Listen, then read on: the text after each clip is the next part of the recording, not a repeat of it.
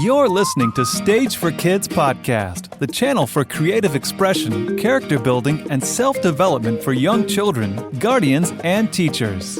Join Teacher Emil and friends as we aim for the stars, raising heroes of tomorrow. Now here's your host, Teacher Emil.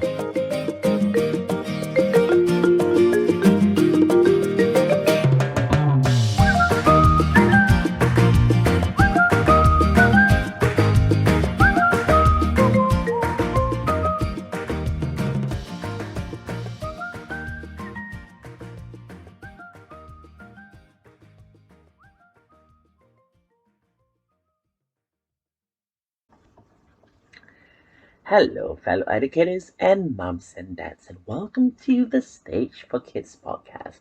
For adults, I am Teacher Emil, and right now we are going to talk about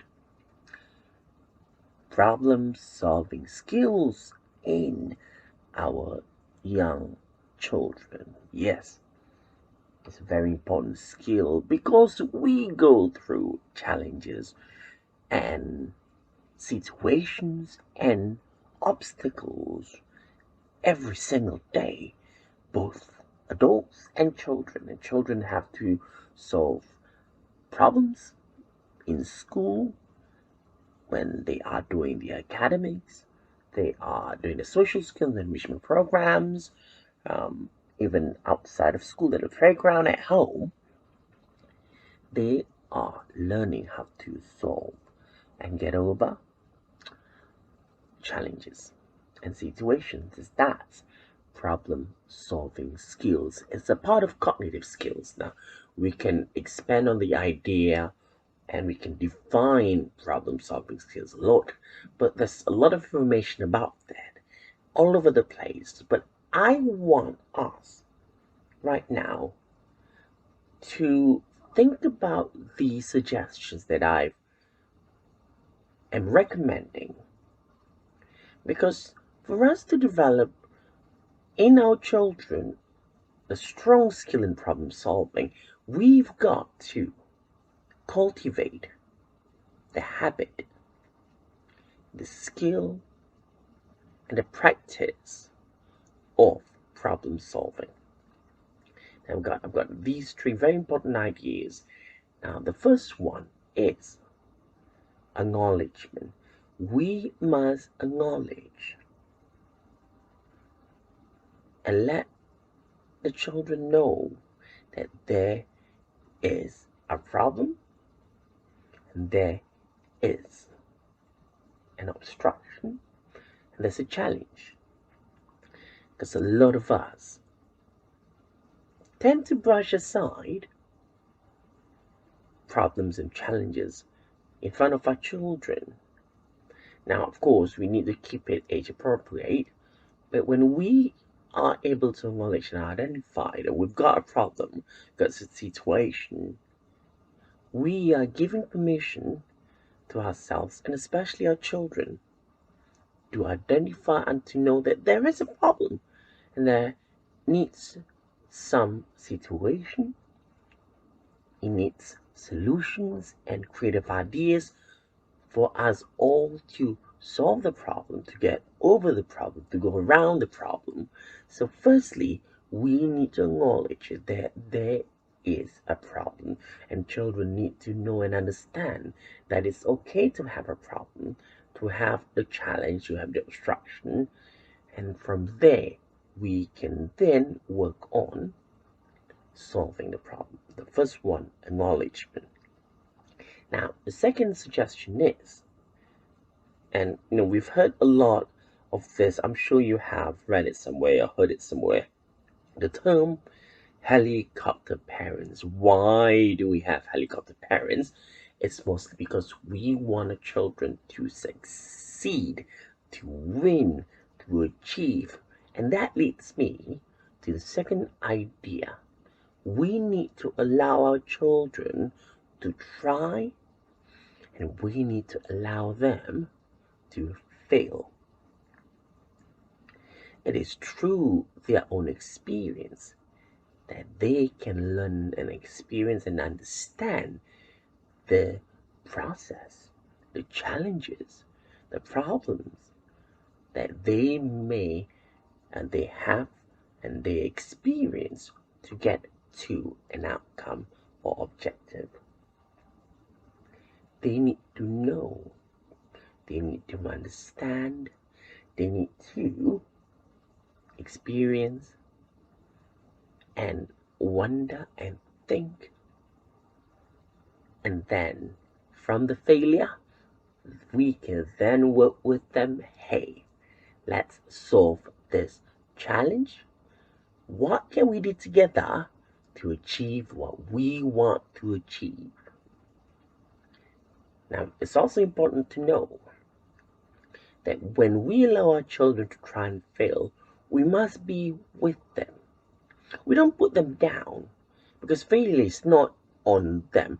It's just the behavior or it's just a challenge, a situation.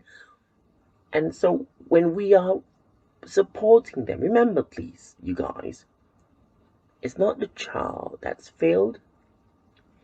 It is the skill and the abilities and the situations that's failed. It's not the person. It is the experience and the situation and the skills. Okay? Because we got to separate these two, right?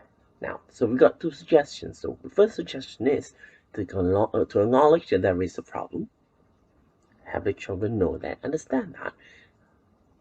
Number two, we must allow our children to try and to fail. Support them, but allow them to experience failure. And there are so many other different skills that they will actually learn and develop from the experience of failing, right? Now, the third suggestion is to include them in our planning, in our scheduling, in our problem solving gatherings or meetings. To have them be a part of planning an event, an outing, a situation, a challenge, is not only going to build trust and communication, it's going to also empower them to be a part of solving the matter, solving the issue of timing and moving around and scheduling who gets to do what time, and all that. Because there's also obstacles, right? So when you include them in that, we are working on so many different skills, and that's cultivating problem solving skills. So you've got three, right? So you've got one, which is to acknowledge there is failure, that's fine. Or there's a challenge, that's fine. Number two, allowing children to try and to fail, that is going to contribute towards their problem solving abilities and confidence. And the last one is to include them in our planning. Because, teachers, we, and parents, we just sometimes dismiss our kids and say, hey, okay, go read a book, go do that, because let mommy plan or what we're going to do today, right? Because, we're just so used to taking charge. But when we keep doing that, our children will not be able to learn from us because we are the ones who are teaching them. They're learning from us. Okay? So do that. And it takes cultivation. And cultivation means we've got to keep doing this. We can't just do a one-off. And once in a while we forget, okay, but it all takes cultivation. It needs to be a habit. And we all know habits take practice. And practice takes awareness, right? And purposeful action. And in time, hey, we've got a bunch of wonderful kids with good problem solving skills who don't give up, who communicates, who likes to teamwork with other people. And then there you go. Three main core important habits, values, and activities. Yes, to develop children's problem solving skills. So we'll see you well, I won't see you, but I'll catch up with you in our next Stage for Kids podcast for adults.